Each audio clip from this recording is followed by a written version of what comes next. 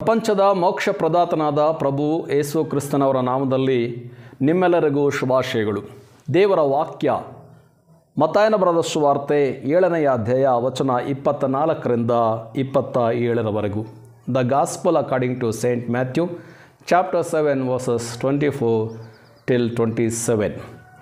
ಆದುದರಿಂದ ಈ ನನ್ನ ಮಾತುಗಳನ್ನು ಕೇಳಿ ಅವುಗಳಂತೆ ನಡೆಯುವವನು ಬಂಡೆಯ ಮೇಲೆ ಮನೆಯನ್ನು ಕಟ್ಟಿಕೊಂಡ ಬುದ್ಧಿಯುಳ್ಳ ಮನುಷ್ಯನನ್ನು ಹೋಲುವನು. ಕಟ್ಟಿದ ಮೇಲೆ ಮಳೆ ಸುರಿಯಿತು, ಹಳ್ಳಗಳು ಬಂದವು, 4 ಕಡೆಯಿಂದ ಗಾಳಿ ಬೀಸಿ ಆ ಮನೆಗೆ ಬಡಿಯಿತು.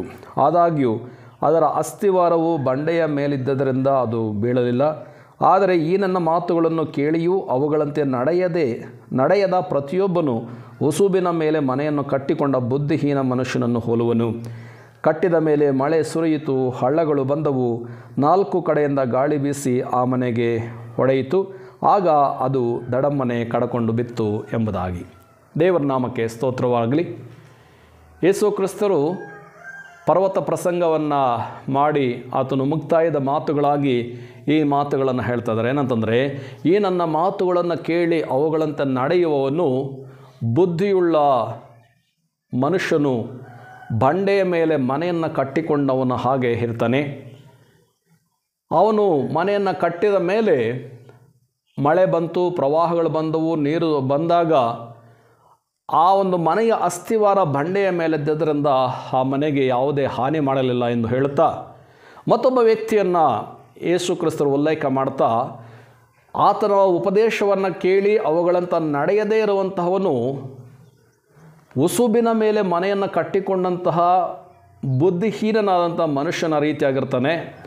ಅವನು ಮನೆಯನ್ನು ಕಟ್ಟಿದ ಮೇಲೆ ಗಾಳಿ ಬಂತು, ಪ್ರವಾಹಗಳು ಬಂದವು, ನೀರು ಬಂದು ಆ ಮನೆಗೆ ಬಡದ್ರಿಂದ ಅದು ದಡಮ್ಮನೆ ಕಡ್ಕೊಂಡು ಬಿತ್ತು ಎಂಬುದಾಗಿ ಯೇಸು ಕ್ರಿಸ್ತರು ಹೇಳ್ತಾ ಇದ್ದಾರೆ.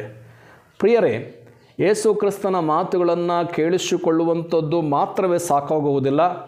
ಕೇಳಿಸಿಕೊಂಡಂತಹ ಮಾತುಗಳ ಪ್ರಕಾರವಾಗಿ ನಡೆಯಬೇಕು ಎಂಬುದಾಗಿ ಹೇಳುವಂಥದ್ದೇ ಯೇಸು ಕ್ರಿಸ್ತನವರ ಉಪದೇಶದ ಮೂಲವಾಗಿದೆ ಇಲ್ಲಿ. ಆದ್ದರಿಂದ ಅನೇಕ ಜನರು ಯೇಸು ಕ್ರಿಸ್ತರ ಉಪದೇಶವನ್ನು ಕೇಳ್ತಾ ಇದ್ದಾರೆ. ಇವತ್ತು ಯೇಸು ಕ್ರಿಸ್ತನ ಮಾತುಗಳು ನಾವು ಅನೇಕ ಮಾಧ್ಯಮಗಳಲ್ಲಿ ನಾವು ನೋಡ್ತಾ ಇದ್ದೇವೆ. ದೇವರು ತನ್ನ ವಾಕ್ಯವನ್ನು ಬೈಬಲ್ ಆಗಿ 66 ಪುಸ್ತಕಗಳಾಗಿ ನಮ್ಮ ಕೈಗೆ ಕೊಟ್ಟಿದ್ದಾನೆ. ಇವತ್ತು ಅನೇಕ ಮಾಧ್ಯಮಗಳಲ್ಲಿ ದೇವರ ವಾಕ್ಯ ಬರ್ತಾ ಇದೆ. ಬೆಳಗ್ಗೆ ಎದ್ದು ನಮ್ಮ ಮೊಬೈಲ್ಗಳನ್ನು ಆನ್ ಮಾಡಿದಾಗ ನಾವು ಅನೇಕ ವಾಕ್ಯಗಳನ್ನು ದೇವರ ಮಾತುಗಳಾಗಿ ನೋಡ್ತಾ ಇದ್ದೇವೆ. ಅದೇ ರೀತಿಯಾಗಿ ಇವತ್ತು ಟಿ ವಿಗಳಲ್ಲಿ ದೇವರ ವಾಕ್ಯ ಬರ್ತಾ ಇದೆ, ನೆಟ್ಟಲ್ಲಿ ದೇವರ ವಾಕ್ಯ ಬರ್ತಾ ಇದೆ, ರೇಡಿಯೋಗಳಲ್ಲಿ ದೇವರ ವಾಕ್ಯ ಬರ್ತಾ ಇದೆ. ಹೀಗೆ ಅನೇಕ ವಿಧವಾಗಿ ದೇವರ ವಾಕ್ಯ ಮನುಷ್ಯನ ಕೈಗೆ ಇವತ್ತು ಸಿಗ್ತಾ ಇದೆ.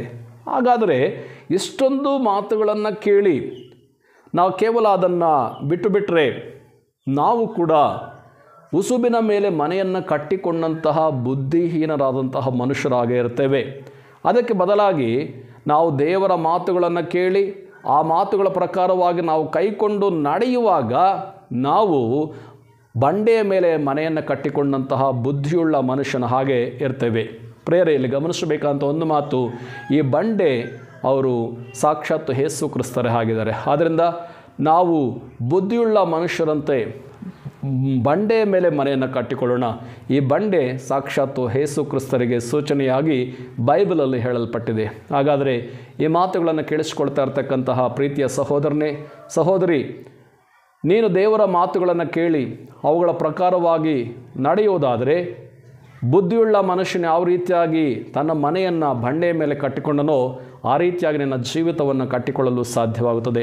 ಒಂದು ವೇಳೆ ಯೇಸು ಕ್ರಿಸ್ತನ ಮಾತುಗಳನ್ನು ಕೇಳಿಯೂ ಕೂಡ ನೀವು ಅವುಗಳ ಪ್ರಕಾರವಾಗಿ ನಡೆದುಕೊಳ್ಳದೆ ಹೋದರೆ ನೀವು ಬುದ್ಧಿ ಇಲ್ಲದೇ ಇರತಕ್ಕಂಥ ಮನುಷ್ಯ ತನ್ನ ಮನೆಯನ್ನು ಉಸುಬಿನ ಮೇಲೆ ಕಟ್ಟಿಕೊಂಡನು. ಉಸುಬಿನ ಮೇಲೆ ಮನೆಯನ್ನು ಕಟ್ಟಿದಾಗ ಮಳೆ ಬಂತು, ಪ್ರವಾಹಗಳು ಬಂದು ನೀರು ಆ ಒಂದು ಮನೆಗೆ ಬಡಿದಾಗ ಅದಕ್ಕೆ ಅಸ್ಥಿವಾರವಿಲ್ಲದ ಕಾರಣ ಅದು ದಡಮ್ಮನೆ ಕಡ್ಕೊಂಡು ಬಿತ್ತು ಎಂಬುದಾಗಿ.